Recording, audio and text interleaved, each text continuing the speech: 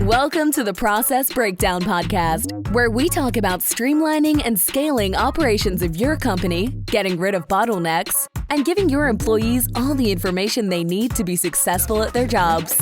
Now, let's get started with the show.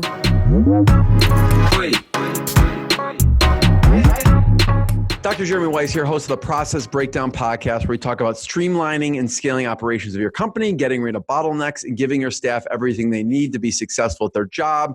Past guests include David Alling of Getting Things Done, Michael Gerber of The E-Myth, and many, many more. So check out other episodes. Before I get to today's guest, Carl Cox, 40 Strategy. This is a must-listen to episode, Carl. I mean, we're going to be talking about strategy and KPIs, and this is kind of what fuels so you know what's going on in your business. So I'm excited to chat about it. This episode is brought to you by Sweet Process. So if you've had team members ask you the same questions over and over again, and it may be the 10th time you spent explaining it, there is actually a better way.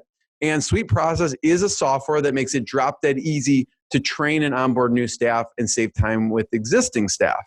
And when I was talking to Owen, the founder, I figured not only universities, banks, hospitals, software companies use it, but first responder government agencies use it in life or death situations to run their operations. So you can use Sweet Process to document all the repetitive tasks that eat up your precious time so you can focus on growing your team. And you could sign up for a 14-day free trial, no credit card required. It's sweetprocess.com, sweet like candy, SWEET process.com.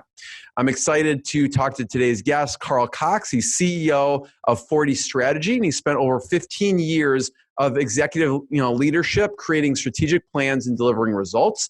And Carl's been a key decision maker to help multiple organizations double their size or greater. And he's a trusted advisor for executives and board members. And he does all of this with a wife and 4 kids. So Carl, thanks for joining me. Thank you so much. Appreciate the introduction. We were talking before we hit record about strategy, KPIs, and you say like people spend 4% of the year on strategy, which is 40 hours. They should have you guys handle it. And my argument was like they should be spending more than 2% on strategy, more than 40 hours, and also how important KPIs are. And some people don't have KPIs. Some people have KPIs, and maybe they should have different KPIs. So I want to start with the KPI conversation because I just get that question a lot when I'm talking to people, and you're the expert at it. And we just talk about lagging versus leading and what people should be tracking. Then we could talk about some specific examples. Absolutely. So when you go through and ask questions of what are your goals? It's a common thing. So what are your KPIs? What are your goals? And when you just have somebody write them out and you're not leading them, so to speak, using the same thing to something, 80 to 90% of their goals will be lagging indicators. So a lagging indicator by definition is something like net income or sales or gross margin. It's the end result. And any reasonable organization and company is thinking about that end result. The problem is usually you can't control it. The real key is focusing on the leading indicators. These are the 2 to 3 to 4 different measurements that actually have an impact on the outcome. And so when we focus on those different things and we actually start measuring those leading indicators, we can actually have a positive end result. Yeah, I totally get it. And we'll go through an example because I could see, okay, a lagging indicator would be like our revenue went up, our revenue went down. But by the time it's down, it's not too late, but it's like, well, that maybe happened 3 months ago and we should have been tracking it at that given time, right? That's right.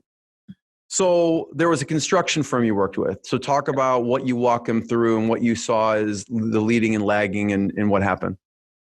So for this particular client, it's a great client that I work with, their initial discussion was they wanted to focus actually on the finite specific measurements. So they do a process of surveying. And so in these particular areas, they'll go through and they're like, how do we make this small improvement better?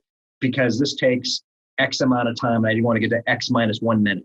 That was kind of their thinking, right? And more efficiency stuff. It was all about efficiency. And so they were thinking, if we get more efficient, we're just going to be able to get more surveys out.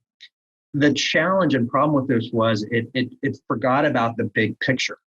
And in this particular case, it was really about throughput.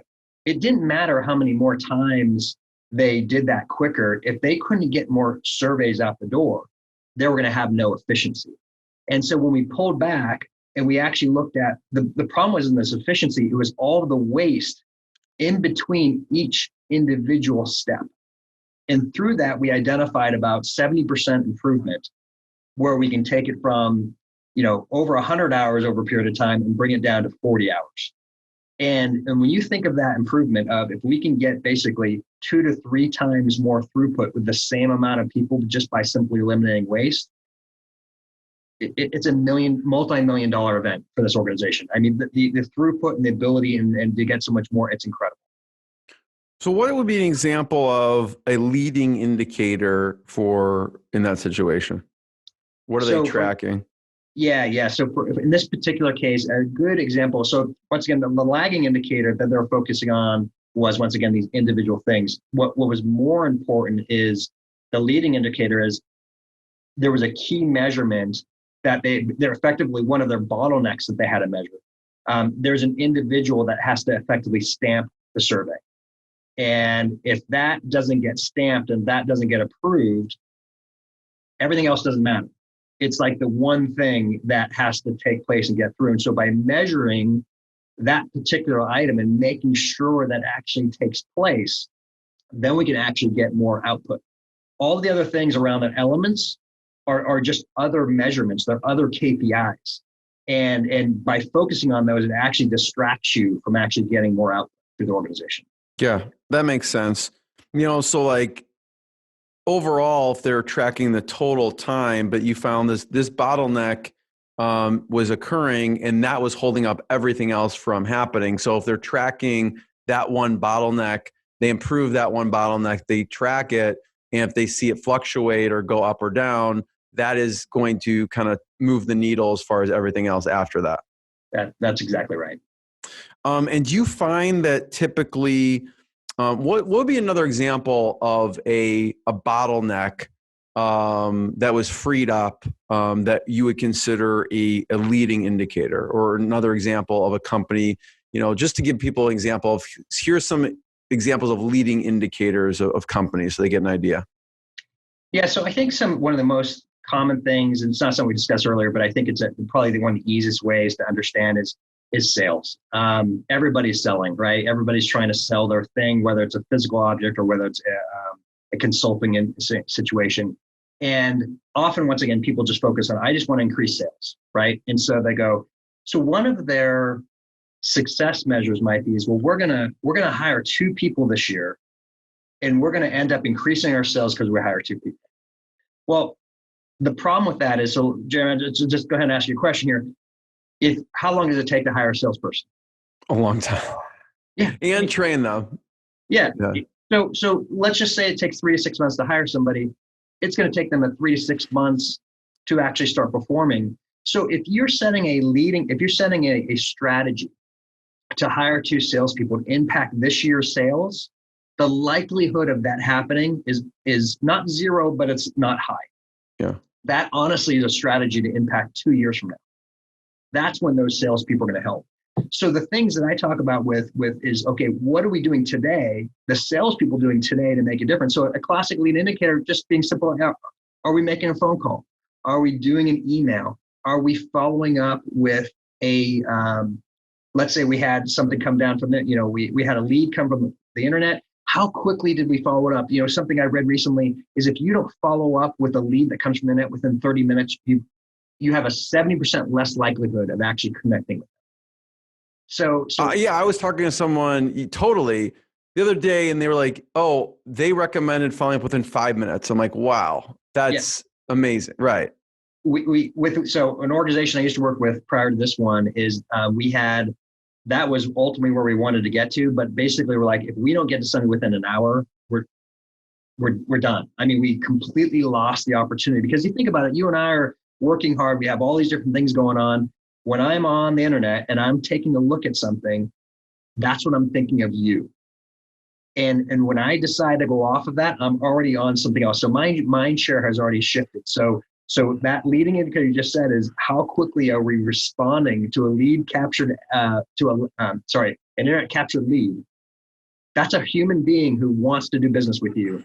And if we don't respond quickly, it doesn't mean you've lost it forever, but the opportunity of being there right away is huge. And there's a very large firm that I've had this a couple of times where I'm sure you've had it too, where I have looked on the internet and I said yes, and I've had somebody call me within 5 minutes. And your experience is awesome, isn't it, when you go through something? It's fantastic. Yeah. People sometimes, maybe as a business owner, like, oh, I don't want to bother them so quickly, but that they're reaching out because they want something now. Even in today's day and age, like people want everything now. That's right. I mean, I can go on, order groceries and they're, it's crazy. I went to order something on Apple. You could pay a little extra and you can get it within an hour. I'm like, I don't even know how they do that. That's right. Well, it's sort of like the Jimmy John experience. There's another great example, right, of where they get you the food faster than you can drive back and forth. Right. And when you have that experience, right, there's a great example of leading indicator, right? They hop on it right away. They automatically get to you and they're bringing it to you literally faster than you can do it on your own. That saves you time. You're willing to even spend more money for it. It's a win-win. Yeah. So in this case, the leading indicators may be time it takes to contact the lead. It may be how many calls you're making a day or a week. It may be how many emails you're sending out a day or a week. Thanks for breaking that down. Because anyone who's doing sales, it's like, well, what are you tracking? Right. Now it goes into tracking. So what have you found people use for tracking? I don't know if there's any particular tools across the industry, software. I'm sure you get this question a lot. And then if you recommend uses of dashboards or things. So I'm curious, any software tools that you see people using or you used. I'm not saying you're only endorsing that one, but just, things that people can look at out there to track. So I'm going to flip what you said a little bit. Go ahead. Okay. So I think if anything, we have data analysis paralysis right now. There's wonderful tools, and I mean it, Microsoft BI and Tableau and then, there's there's so many different wonderful tools that are extraordinary. I really mean this sincerely, like they're awesome. The problem is this is that same example of where we're getting all these data points, but they're not the ones that are moving the dial. And so we're focusing on more things. And so I'm going to give you an example. I was talking with a school district actually in south of Dallas. And this particular school district, I was asking what's their most important KPI. And they said, well, we're a charter school, so the most important thing is the number of students that we have. And so I was talking with the CFO and I said, so how do you know that you're doing well this year? And I said, well, we track the number of students. And I asked it again, so how do you know during the year? That's a lagging indicator? Yeah, it's a lagging indicator. Yeah, exactly. And so I asked again, so how do you know you're tracking it? And they were like, well, we track through the year, our year to date. And I'm clearly not asking the right question. And so I went to the next thing. I said, what is something that might be different that's not the number of students that's telling you more students are going to come? And they said, well, number of applications. I said, okay, that's pretty good. And I asked them, so do you control the applications? And they were like, no, we don't control it at all. And I'm like, well, that's probably not a very good leading indicator for you. So then I asked them, so what else is happening? And finally this light bulb went on and they said, and this was the superintendent, they said, oh, it's when they do a campus tour. When they do a campus tour, and this gentleman said, I almost always know they're going to come to our school or not because I can tell from experience. And so then I asked the question, are you tracking your campus tours? Of course not. No. So this is what's fascinating. Their most important indicator to determine the amount of children that they have control of, they were not tracking. So why I flipped what I said is often the most indicators are not what people think. They're actually the underlying little things that we can control that make a huge difference. And it's those things we need to track. We track those most important things. And this is typically why we have to think. Honestly, our CRM and Salesforce and our ERP system and our Tableau, it may have the data, but can you validate that it's making a difference? And often, unless we think about it, it isn't. Yeah. So someone can look at their whole sales process. In this situation, that person tracked from students to applicants to tours to probably something that before that of how are they even getting people to the tours? I have no idea. And then I love the key question you ask is, do you control it? And if you're not controlling that, then you need to be tracking, and the only way to improve it is if you have control over it. So you track them back to that. And so that's a key question that stuck out to me is, do you control it? That's right. Yeah. And you know what I found is you rarely have 100% control of anything, and there's rarely a silver bullet. Okay. So this is the other problem that organizations have is they're like, oh, we've got it figured out. It's campus tours. Once again, you could apply that campus tours analogy to any organization, right? We've got it figured out. And then you realize, what else? Like you said something interesting. How do we get them to a campus tour, right? What things are we doing to even get them there in the first place? When they have a campus tour, how are we following up with them to make sure that they had a good experience, right? Are we just waiting for them to do an application, or are we giving them a link so they can actually fill out an application? That's where the strategy come in. These are the strategy is the how. How are we doing things that's going to make a difference in the outcome? How are we going to change these leading indicators so at the end of the day, more people will go to our school, so sales will increase, so we can ship things faster out the door? That's what makes the magic. Yeah. So you look at the campus tour. This is the focal point. Now, what are we doing before, and what are we doing after? Like with follow-up, like what if 10 people come on the campus tour and then the follow-up's terrible? So now they bring you in, like, okay, 4 out of 10 actually come to the school from campus tour. Well, how do you get that to 7 out of 10? Right. And so there's probably stuff afterwards that needs to be tracked or done in this process. Right. You said something really interesting is after the superintendent had mentioned this, he said something fascinating. He's like, wow, I haven't done that in a while. And he's like, I wonder who's doing it now. So here once again is the most important thing they could do.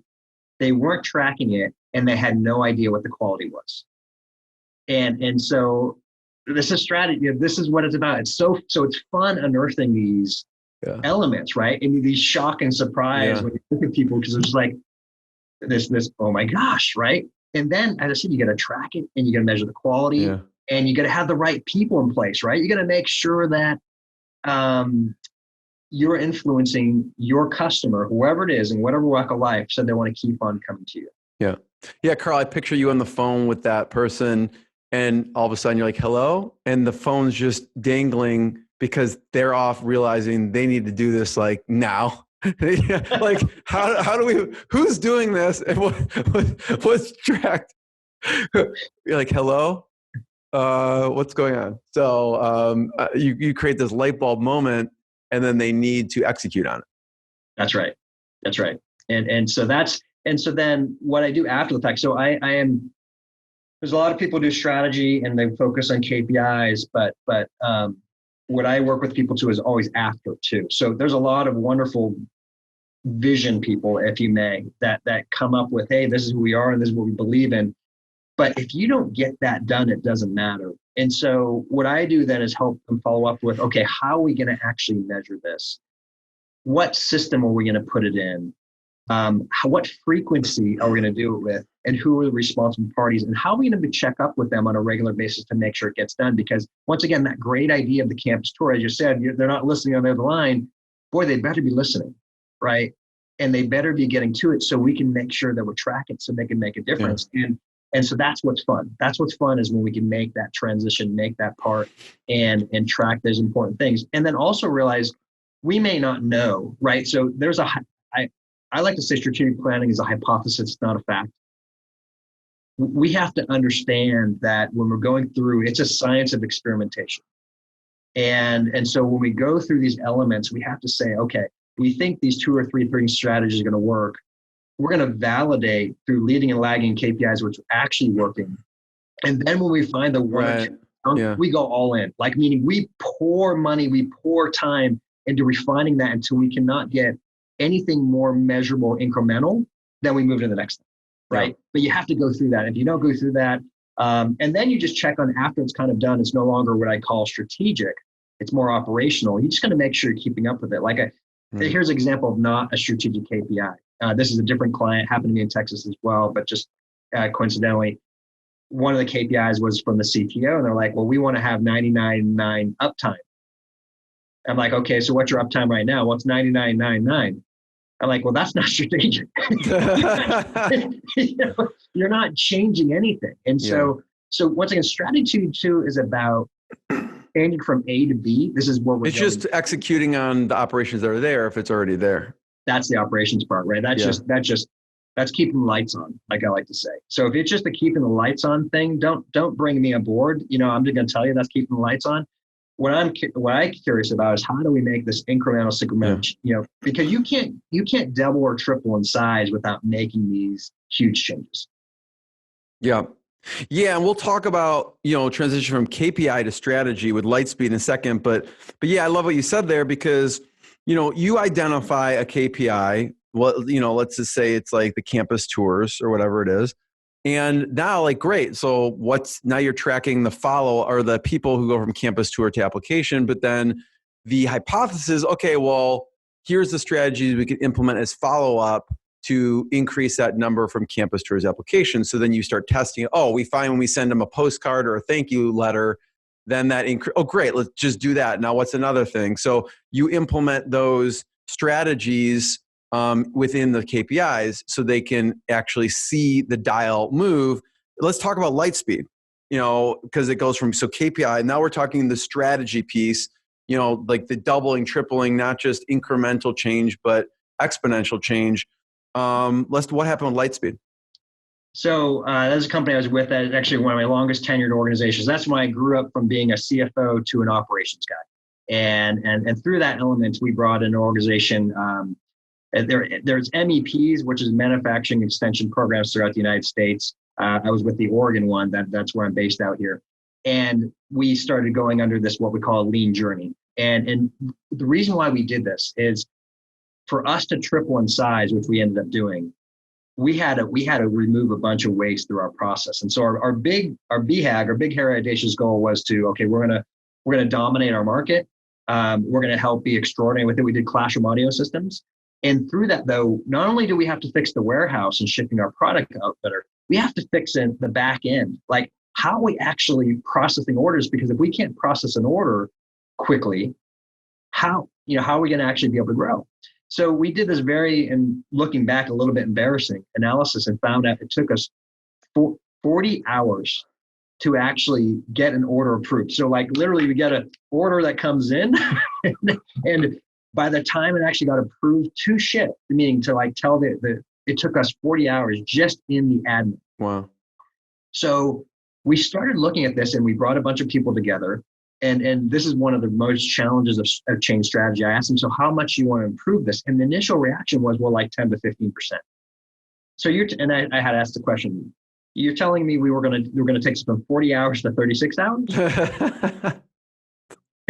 It was this very, very embarrassing statement. And I was like, no. We did not just put 15 people in a room for 2 hours to make a 40 to 36 hour improvement. We need significant. So after we push them, it's just because they don't believe it can happen faster at the point. That's number one. And two, they don't want to change, right? The one of the top 5 things we have to deal with is people don't want to change. They feel busy already. And they don't understand by making this change is going to make their life easier. So we finally got to 8 hours. That was the big heritage. We're going to take this from 40 hours to 8. And the dream was, let's go to 1 hour. Okay.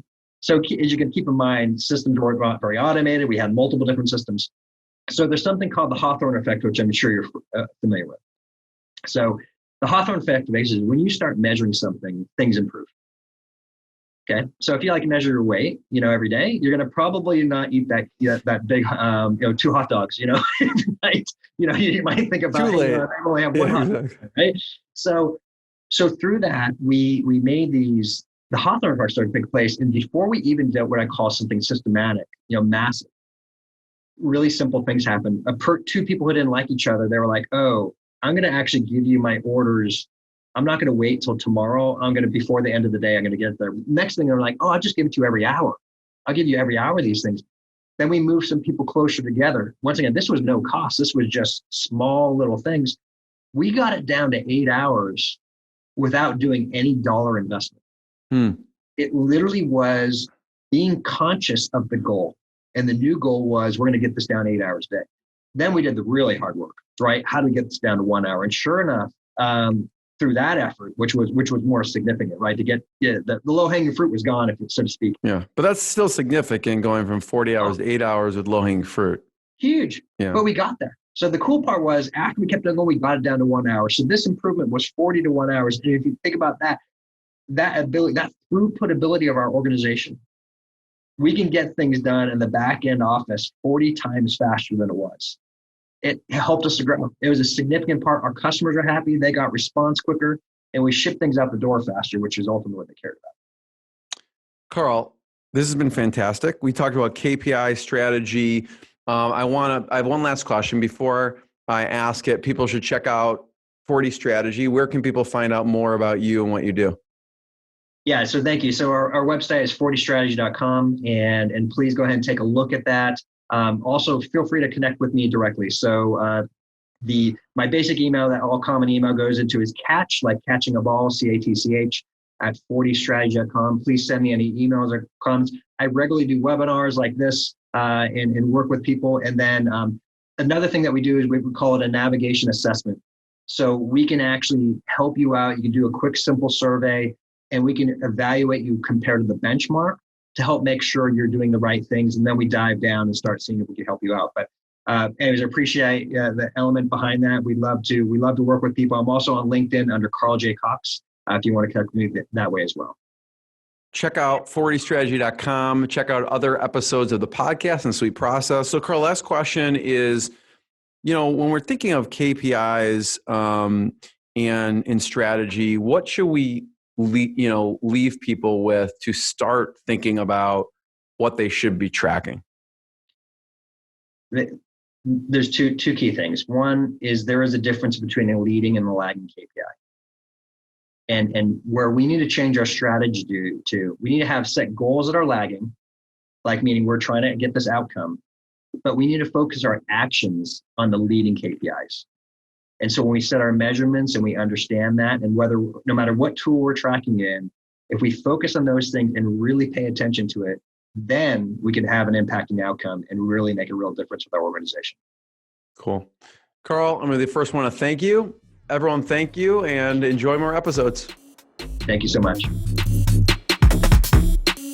Thanks for listening to the Process Breakdown Podcast. Before you go, quick question. Do you want a tool that makes it easy to document processes, procedures, and/or policies for your company so that your employees have all the information they need to be successful at their job?